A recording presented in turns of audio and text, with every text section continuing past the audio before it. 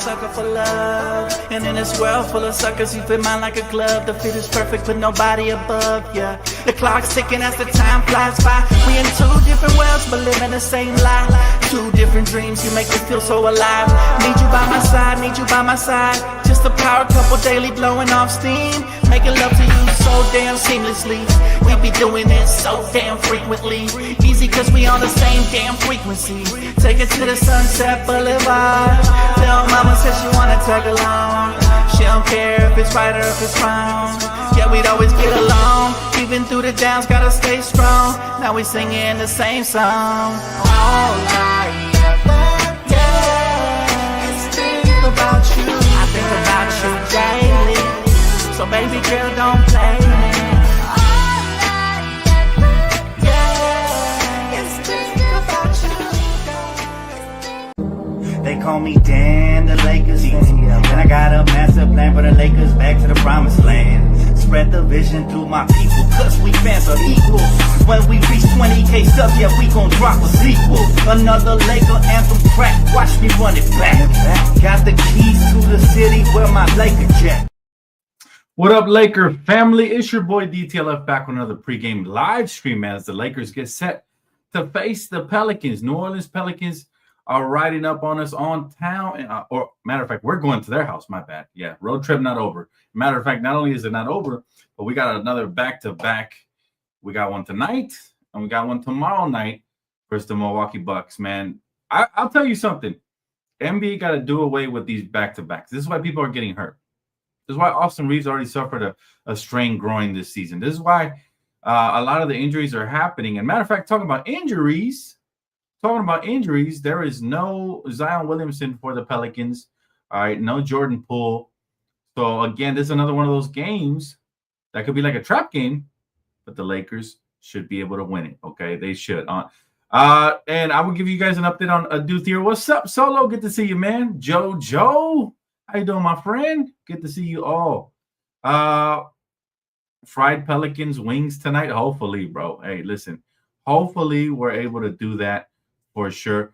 Yeah, Adu Theory, by the way, is cleared, but JJ said that most likely he will play tomorrow, most likely. However, injuries and foul trouble could factor into that. God forbid we get injured or something. So I'm not going to write him off today. But, yeah, what I think is going to happen is another extra person. Somebody's going to take the night off tomorrow, especially if we whoop the Pelicans. They might salvage somebody's health tomorrow. I don't like it, but, hey, again, it is what it is. But Adu Theory is clear to make his debut. He's been upgraded to available. So if they do need him for whatever reason, he'll be there. So that is the good news, ladies and gentlemen, for sure. Who do I think will play tomorrow? Depends on how this game goes, Lou Derek. Depends on how this game goes, fam. But look, the Lakers, we look to draw even on the 5-game road trip tonight. We are 1-2 on the road trip. So tonight, if we can win this, it'll bring us to 2-2, and then hopefully we pull off a miracle victory tomorrow versus the Milwaukee Bucks, right? But Luka Doncic still leads the NBA in scoring with 34.9 points per game. He's starting to round off and go down to where I thought he was going to average, about 33, I said. 33.5 around there. So he's right around there. And like I said, New Orleans still missing talent. So these are the type of games that they have to come out here and take care of business early on and hopefully get some rest for tomorrow. That way we can play as many bodies as possible. But the Lakers are sitting pretty right now at 8-4. Through 12 games. Tonight will bring us to 9-4 if we win, of course. And right now we're placed 5th in the Western Conference. So we have showed flashes of dominance, particularly on offense, averaging 117 points per game, shooting over 51% from the field, still the league's most efficient mark. But our recent road trip, man, it has been, I think it kind of has exposed some inconsistencies in certain areas. And even though we won convincingly against teams at home, and even on the road, right, that we still have struggled versus lesser teams for sure. Like even Charlotte was giving us a little bit of a run for our money, right? And so, but getting blown out the last game is not acceptable. And so we have to make sure that we come out here, man. And I know it was the Thunder, but still, that blowout was nasty work. And the fact that, our stars really didn't go off. Luka Doncic, 19.7 for 20. Austin Reeves, 13.4 for 12. Those are season lows, with them shooting just 40% from the field. So We have to get back. And today's cup play. Today's is the NBA tournament, the cup play. So you know for a fact it is gonna be tough, man. Hey, welcome, Jonathan. Thank you for being a member, brother. Appreciate you. Appreciate you, Jay. What's up, Craig? Good to see you, Craig. Bron possibly back Tuesday. Possibly. Yes, he's starting to ramp up. That's the great news. We're starting to get more bodies. But as we get more bodies, you might see somebody take a backseat. I don't know who it is right now. Like, for example, Adu Thero is clear. He technically could play today, even though JJ already mentioned he most likely will debut tomorrow. But the thing is, somebody's going to have to, ride the pine when that happens. If he does get some minutes, he's going to have to earn them, right? But what the Lakers got to do, man, we got to cut down on turnovers because that last game was this nasty work. 20 turnovers versus the Thunder. We had 0 shot of winning, right? So, I mean, with playmakers like Luka and Austin, we shouldn't be turning over the ball as much. And that's on everybody else, too.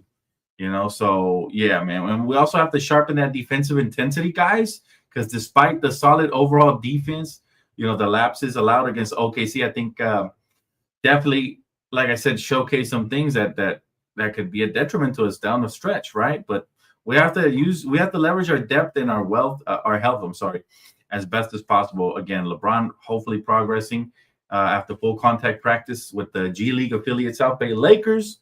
He could be debuting soon, maybe as soon as the road trip's over. But until then, we have to rely on the role players like, yes, even Dalton, who has 16 points, even though they were nothing. I do Thero, who's probably coming back. And then Reeves, who is still averaging a career high 28 points per game in spite of a couple of, mid games. But he needs to regain his groove, post a groin injury. Because let's be honest, he has not been the same player after that groin injury. And that's why when the video started, I said, hey, man, we have to do away. If you're the NBA, you have to get rid of a lot of these back-to-backs for sure. What's up, my guy D Free said the Thunder are the best team in the NBA at forcing turnovers. Yes, we know that, absolutely. And a lot of that is because of their pressure. It starts with us having better offensive execution. If we run our sets, we are fine. I agree with that. And again, we've showed flashes of a dominant offense before. It's just the road trip has kind of hit us a little rough. Hopefully we still finish 3-2, which was my initial mark. But it starts tonight. We got to go and get our second win of this road trip for sure. Ayton looking real mid lately. That's because we've been getting blown out. They haven't been playing a lot of their minutes at the end. But he's still very efficient. If you look at his efficiency, he's still shooting over 55% from the field. So I wouldn't call him mid. Defensively, we're leaving a lot to be desired as a unit for sure. Hey, my guy Jonathan, man, not only did he become a member, my boy hit me with a super chat. Appreciate it, brother. He said, need a blowout for Luka and AR to play tomorrow. I agree. And this is why I believe they're going to hold out Adu Thero, because they want to have fresh bodies. He might get a lot of minutes tomorrow, especially if Austin Reeves and Luka are out. Unfortunately, I won't be watching that game live because I will be at my youth tournament covering that as a sideline correspondent, guys. So if you guys weren't here for the announcement yet, the last game, I will still do pregame early in the morning for tomorrow's game. I will miss the game both on playback and on for postgame, but I will probably give you guys a postgame after I rewatch the game late at night. And if I don't do it late at night, I'll do it Sunday morning. But I'm going to be very, very swamped tomorrow. I'm not even going to get the setup for Kimiko, unfortunately, to run the playback. So, yeah, I'm going to have a day off of Laker basketball tomorrow because I got a side gig for sure. But I'm very excited, man. We get to see the draft class of 2030 early, man. These middle school kids have a lot of talent, man. I've been scouting them, and I can't wait to cover them tomorrow. It'll be a lot of fun. First time in my career doing that, by the way. And again, so thanks to you guys' love and support, and of course, my family. But man, I'm excited. I'm excited for tomorrow. But I'm even more excited for tonight's game because tonight, again, Pelicans are starless. No Zion tonight. No Jordan Poole tonight. Like, they're missing bodies. So we should be able to capitalize off of that. And they're 2-9 on the season. They're absolutely they're hot dog water this year, man. Absolutely garbage. D3 says, big issue from last game was they tried to run sets. The Thunder blew it up, and the Lakers had no counters. Facts. I saw that a lot when I looked at some of the film, and LeBron would really help that. Oh, LeBron would really help it. But I'm not sure if he would have well, yeah, I mean, LeBron's such a great player that he could change the dynamics of this team. But remember, we don't want to say stuff like that because we're going to set him up for failure, meaning when he comes back, there's going to be a little adjustment period. Even if that would have been LeBron's first game, I think he would have got off to a slower start offensively and defensively. And so I'm not sure we win that game regardless. The way everybody came off flat-footed, one player wouldn't have made the world of a difference. Although it is LeBron James, and he does make a difference. All right. But I want to see LeBron just come in. I'm going to have no expectations when he comes back because, again, he's coming off of a major injury at his age. I'm going to give him some grace and some time to get back into the fold for sure. Thank you, Kimmy. Yes, if you guys are new here, please hit the like button, subscribe. To like, all you got to do is double tap the screen when we're in portrait mode, all right? So make sure you guys do that. And then post-game, we'll have phone call Friday. So if you guys are, again, new, shout out Kimiko for mentioning it. We're going to open up the phone lines, all right, for post-game. So make sure you guys stay tuned for that. Also, I will be live tonight over on Playback TV. So make sure you guys tap in. Our defense is in the bottom third of the NBA. We are currently built as a team that needs to have an elite offense to win. You can't even set your defense in an NBA anymore because teams just go, go, go. Yeah, bro. And that's just the thing, man. Everybody's pushing the pace nowadays, but that's also leading to a lot of injuries, which we've talked about before, man. And so, yeah, again, just very, very, there's still a lot. I think, yes, you're right about the pushing the pace, but also we still have a lot to factor into this defense, man. There's still a lot of moving parts and pieces. And Gabe has been out for most of the year. LeBron's been out all of the year. Like, we still have to make adjustments for sure. Not saying that those guys are elite defenders or anything like that, but they help, right? In spurts. So having more bodies, I think, is going to fix a lot of what we have, as far as, our defense improving for sure. Ayton has 10 turnovers and 1 assist on this road trip. Yeah, man. Look, the entire team isn't playing good, and we got to set them up in order for him to just be able to catch and finish for sure. Marco, appreciate you, brother. Thank you so much, man. Thank you so much, Marco. Means the world. My guy said, happy Friday, Laker fam. Yes, it is Friday. Make sure you guys, and we need the Lakers to get us off to a good start, man, here this Friday, so we can have a wonderful weekend, right? Let's get us off to a good start with a dub here tonight. He said, yes, absolutely, Prince. Oh, okay, that's not for me.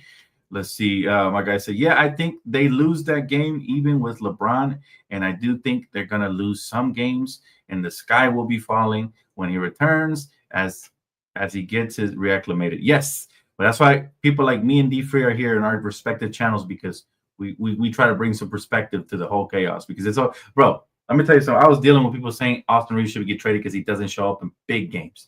This was the exact quote I was dealing with after the last game. It's like when we get blown out, the sky is falling, like you said, man. And we got to take things into perspective and look at the entire body of the season, because one game shouldn't determine if somebody gets traded or not. Austin's had a phenomenal season, and the clutch gene is definitely there. He's at multiple 40-plus point games and a game winner, so that is not even an argument. Same thing with LeBron. When he comes back, sure, he'll struggle in spurts, and there's going to be those pro-trade LeBron crowd that is going to be like, oh, trade him, see, you were better without him. Blah, blah, blah. They're going to magically forget the Thunder game. They're going to magically forget the Hawks game, and it's called, revisionist history. They go back, they pick and choose the parts they want to use for the basketball argument, and they put it together, and they come up with a weird, wonky conclusion. But I'm here to kind of just turn all that away and just calm the storm, because, again, it's a long season. I love the way we started, but we're starting to navigate into some rocky weather right now, right? And it's okay. It's only November. We're barely midway through November, and people should not be panicking or putting all their eggs in one basket, for sure. You know what I mean? Strega, so good to see you, my friend. How are you? Hopefully everything is well, man. Shout out to Strega, all the way from Canada, my good friend. Solo says Ayton has 0 post moves. Well, he's a lot better than Jackson Hayes. I'll tell you that. I'm not going to complain about Ayton, because the last I checked, he's still averaging what I want him to, and he still makes us a lot better, for sure. I did mention that I would like another big to throw out there as a dual big man lineup to match up versus certain teams. We don't have that right now. But right now, Ayton is doing around what I wanted, right? He's shooting 67% from the field, 15.5 points, 7.5 rebounds. I would like those rebounds to come up a little bit more in the stats for sure. But again, he was killing it at home, and he had a 29-point game versus Portland. He had a 22-point game versus San Antonio. And then the road trip has been a little bumpy. But remember, we got blown out in Atlanta.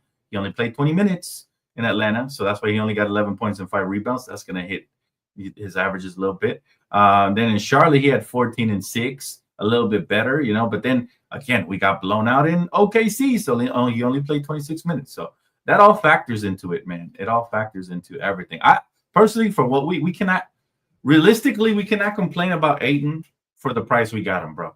For what we're paying him right now, and I want him back. Honestly, we're not going to get a better big at that price or anything close to that with that type of production, 15 and 8 with a block or two a game. You're not going to get that from any other big for that price. So we actually have a steal in Ayton. And yeah, we can complain about it, but he's being very efficient, 57% from the field. You know, there's only so much we can ask. There's a lot of bigs that don't have post moves nowadays at all, right? Hey, my boy Lakers having the building. Good to see you, my boy. Hope to see you for post game for that call in for sure. Jeremy, so good to see you guys, man. What's up, Jeremy? Oh, we're doing really well, man. Just been really busy, man. Again, preparing for tomorrow. Big day for your boy tomorrow. So again, for those of you just tuning in, I got I'm a sideline correspondent for a basketball tournament, and very excited to do that. First time in my career doing it, so maybe that opens up so many more opportunities. But I won't be here for post game tomorrow. I'll do pregame. I won't be here for playback tomorrow or post game for sure. Let's see. Luca's going for a 40-piece hot and spicy tonight. I'm for sure picking him up, man. I already have him. I think I have him in my entry on Underdog. So again, promo code DTLF. You guys know what it is. Just Scott. We better.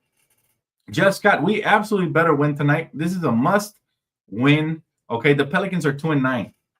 They're dead last in the Western Conference, right? They don't have Zion Williamson, who averages 22 points a game. They don't have Jordan Poole, who averages 17.8 points a game. You know, they don't have a lot of people. So I'm telling you, man, we have to come out here and we have to take this team serious, even though they don't have anybody, because they have depleted scoring tonight. The Pelicans lack firepower without Zion and Jordan Poole. Their offense ranks bottom 3 in efficiency, right? The Lakers are a top 5 offense. That has to showcase itself tonight, right? We have to control the pace and the transition. We can't let no Grand Theft Alvarado and you know, Macchialato, whatever. We can't let this man go off on us. We can't let no unsung heroes, and like we did in Atlanta. We had all these new players we never even heard of. Go and get you a 20-piece. Can't have that tonight. I need the defense to clamp in. I need everything to be good, man. Really, really, really good. Yeah, thank you, Kimiko. Yes, Underdog. Use promo code DTLF, guys. Tap in. Get you $100 with your first $5 deposit and play. I think that's a steal. Make sure you guys jump on that before that promo goes away. All right, make sure you guys tap in for sure. Let's see. We do have to figure out the pairings. There's no reason this team should be plus 21 with DA and RH off, plus 21 with RH and DA off, and minus 19 with them both on. Yeah, for sure, man. Again, for me, what I want to see is, and this is why I wanted Al Horford in the offseason, not because, you know, he's obviously old and not himself anymore, but Al Horford, you could have paired him up with a DeAndre Ayton in the front court versus certain matchups like the one we had in OKC, man. OKC was feasting, absolutely feasting with their 2 big man lineup with Chet over there. And that's my only concern because, look, last year, if you look at the finals, all right, and here's a keen observation by me. If you look at the finals, both teams had multiple starting level bigs and a good backup big. The Lakers don't have that right now. We have a good starting level big and an okay backup big, but we don't have another one we could pair with him in the front court. If you need LeBron to play big, that's going to wear him down. Rui doesn't play like a big man. Doesn't get you many boards. He doesn't help on the front court much. Offensively, he is where he makes his mark, right? So who else are we going to pair there? Maxi Kleber? We haven't seen enough of him. Can he even stay healthy to get some PT, right? So again, it's a lot of question marks still with this team, but that's the beauty of the trade deadline, and that's the beauty people forget. Guys, we now have Mark Walter. So if we struggle, that might not necessarily be a bad thing because Mark Walter's, he's at every Laker game now, at least in Staples, right? And he's looking to see what we need. Look what he's done with the Dodgers. I think that's enough of a sample size for me to feel like we're in good hands, and he'll apply pressure to Rob Pelinka if we need to make a deal or two, you know. But I hope we get some more size for the front court for sure for certain matchups. Certain matchups you can get away with, like the Pelicans don't got all that crazy size. At least I don't think. I haven't watched them play this year as much, but we should be able to get away with that first step. All right, guys, time for our daily Underdog entry. All right, again, promo code DTLF. That's 4 letters. D for Dan, T for Titan, L for Laker, and F for fan. All right. And make sure you guys tap in, get yourself this promo right here. All right. So what I am about to submit here is Luka Doncic over 33 needed. All right. Stephon Castle, I'm going to go lower than 1.3 3-pointers. All right. It is a tournament game. I expect teams to go hard. Austin Reeves, 3.5 3-pointers. I'm going to go under. Tyrese, I guess they removed Tyrese from here. And then I'm going to do Steph Curry.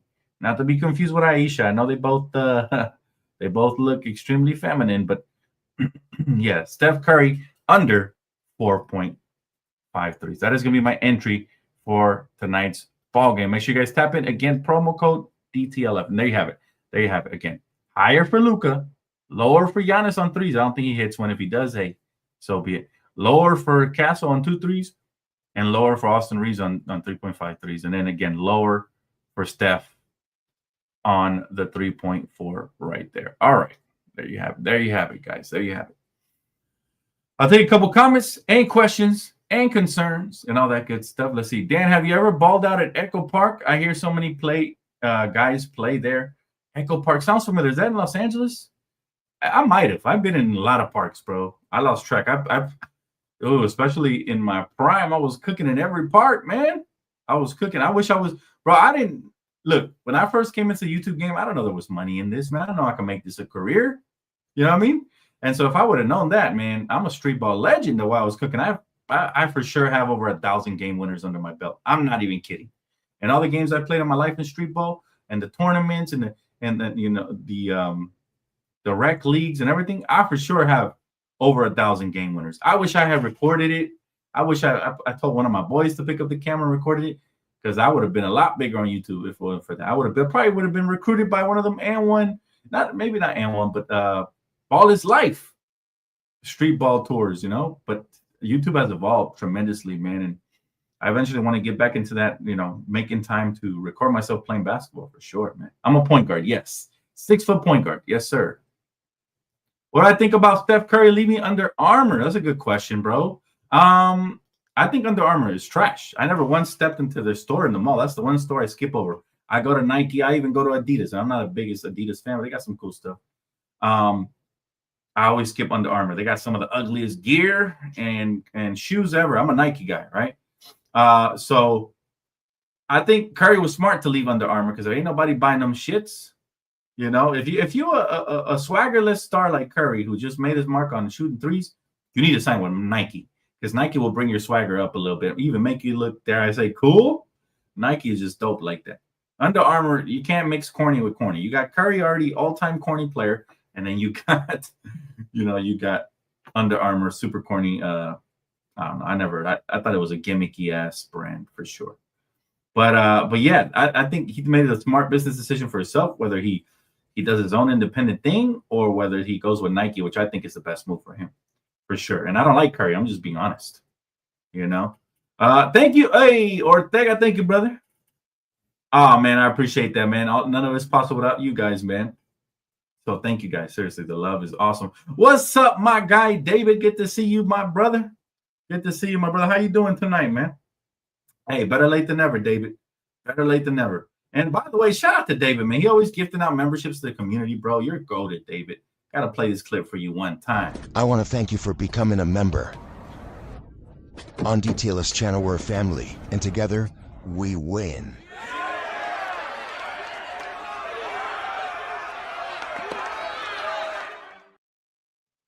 Thank you so much, David. And anybody who got the membership, make sure you guys thank David for sure, man, because he's gifting you guys a free membership to the channel. Get your comments highlighted. Yes, absolutely. He said that's why he's so feminine, because he wears Under Armour. Curry's just so unrelatable to me personally. Just to me. Maybe somebody in the suburbs up there, relates to him. I don't know. But me, growing up from the hood, I've always liked relatable players that are gritty, that have been through the trenches and have done things. They're my favorite kind of players. I never liked the corny players, like Steph. His personality is super corny to me. I cringe every time I see him do a little shimmy after hitting a three or something. It's like, man, yeah, I don't know, not a fan. But he is a great player, so I do give him the respect in that. Definitely not in the GOAT conversation, though. I will throw that in there. He's starting up the Curry brand. Hey, do you, man? Do you? Whatever floats your boat, man. Whatever floats your boat. He might be able to recruit some athletes. There's a lot of people that look up to him in his 3-point shooting, right? So maybe he's doing the right thing for himself. He said AR's rigor even cooler than Under Armour. I agree. I would actually rock those shoes for sure. Maybe because I'm biased and I'm a Laker fan. I'm an Austin Reeves fan as a result, but I like those shoes a lot. But Under Armour, I looked at Curry shoes and I'm like, what are those, bro? Those are really, truly not cool looking shoes for sure. But anyways, back to the Lakers, man. Back to the Lakers again. Tonight, we got to control the pace in transition.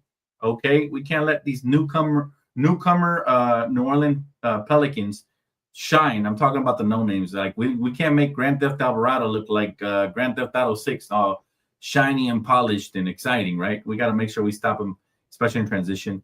We got a defensive rebound, and we have to protect the paint. That is crucial, especially versus younger teams or teams that are trying to make their mark. They like to attack the rim and shoot threes a lot. If you can, guard everything in between, awesome. The perimeter shooting has to improve from us. Our offense hasn't really flowed nicely in this road trip. That's what I can say compared to how we looked at home. So that's going to be another one of my keys. And just a, bounce back motivation, man. After the embarrassing loss to OKC, right? The Lakers are 5-1 after losses, right? And I think the cup tonight, since we are playing the in-season tournament cup, I think it adds a little bit of urgency to the opposition. So we have to meet that urgency with more urgency, right? So our depth should be able to outshine theirs. They got all these injuries they're dealing with for sure. And, hopefully we ball all the way out. What's up, y'all? What's up? Let's see. Alvarado, the shortest and most feisty player in the NBA, Dan. Guy has issues. I'm a fan of his game, bro. I'm not even going to lie. I'm not going to hate on the guy. I'm a fan of Alvarado's game. I think Alvarado is an exciting, defensive-minded, who can sometimes get hot and go crazy offensively type of player. I like those type of players, man. I like those type of players. AJ said, thanks, David, for the membership. Now let's hope Dan to stop it. Hey, listen, man, you still here, right? You're still here. We can always agree to disagree. I just thought you were trolling because there was somebody else that was trolling at the same time that you were saying. I mean, you're entitled to your opinions, man. I never get mad for people for having opinions that are different than mine. It's the disrespect that we don't tolerate. That's why we have one of the best communities on here. You don't get kicked for not liking Austin, bro. However, you come out here trolling and say Austin sucks, you start spamming and just being a troll, then yeah, for sure that'll get you kicked. For sure, man. Let's see. Do you think Alvarado is the shortest player in the NBA? I haven't looked at that. If somebody can fact check that, he might be. I don't know. I remember my favorite shortest player in the NBA was Earl Boykins. Y'all remember Earl Boykins? He used to play for the Denver Nuggets. He was exciting, man. And he could get buckets. Earl Boykins was excited. My other short favorite player, I changed my pick. My favoriteest player that was short of all time was Nate Robinson. Nate the Great, man. When he was with the Knicks, he was exciting, man. Dunk champion, multi-year dunk champion. Could cross you over, could pull up from anywhere, and then can go and dunk on you, man. I still remember him having putback dunks and posterizing some big men in the NBA. That dude was exciting. So yeah, but I'm not sure about GTA, man. Grand Theft Alvarado. I don't know if that's his if he's the shortest in the NBA or what, man. Some short kings have an advantage in the NBA. Well, today's NBA is not as tough as the old one was. That's why I like the short guys from back then better. They were tough to, from Earl Boykins to Nate Robinson to Spud Webb to, the shortest players in the NBA. They had to go through the grit and grind. Back then, they could set a tough screen and the Oompa Loompas was disappearing off the court. You could get ran over down the lane if you're 5'5". Like now, man, they can't even breathe on you because there's a flagrant, bro. You can't even look at somebody sideways because they call it a technical. It's like the NBA has gotten really soft. And even though I'm still a fan, I wish the commissioner would tighten it up a little bit more. I wish.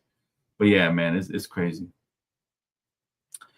Let's see. Final comment here. My guy says, Dan, low-key AD is washed. Thoughts? I wouldn't call him washed. He's supremely talented. He's a Hall of Famer, a top 75 player in the history. Injury prone.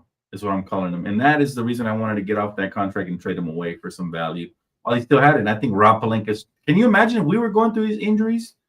Now, mind you, he might have been more in shape in LA for sure, but it just, yeah, man, I think we got off of that contract at the right time. And I love AD, always will love and respect him. I'm never going to call a champion washed, but I will say he's a nearing past his prime. And that's not a good thing for him or his family. That sucks. I wanted to see him go out and ride out in a high horse, right? So, yeah. He said Yuki is 5'9". Okay, so he's the shortest one. That's what's up, man. That's what's up. With all the money I got on the Lakers this season, I just want them to win. Hey, AJ, you got to be careful with that, bro. You got to be careful with that because you know what? Once you start putting money on and actually betting on games, it changes your outlook. That's why I do Underdog, man, because it's not betting with Underdog. It is using your knowledge to submit the best props, the best entries. So, again, to me, I'd rather do knowledge than betting. When you bet, you put a lot of money into it. You see me, I do $3 to $5 here and there, but I think it takes a lot of it misconstrues your opinion on basketball sometimes, because all of a sudden you're looking at something like, damn, he didn't help me hit my parlay or something, and now you think he's a bum when he really just had a flu game or he was injured or something was bothering him. So again, careful to all you bettors out there. Be careful because it can make you not enjoy the true game of basketball and see it within the real light. AJ. But I wish you the best. I wish you tons of success and all that good stuff. And again, we will have phone call Friday tonight. So if I didn't get to your comments, questions, or anything, you guys want to tap in, I will be here after the game, all right, for post game. But let's get it, baby. Let's get it. My guy said I'm rooting for AD, but how the hell you gonna show up out of shape? Boggles my mind. Probably depressed, bro. Depression will do that. Depression will do that, man. And so I feel sorry for AD. That's how I feel about him. I always got love for him, and I wish him the best whenever he's not playing against my Lakers. All right, guys, that wraps it up for me here at Pregame. Again, you guys are new to the channel, subscribe, hit the post noti bell. Got you guys covered for everything NBA, Lakers, and so much more. And I will see you guys here for postgame, all right? Enjoy the game, guys.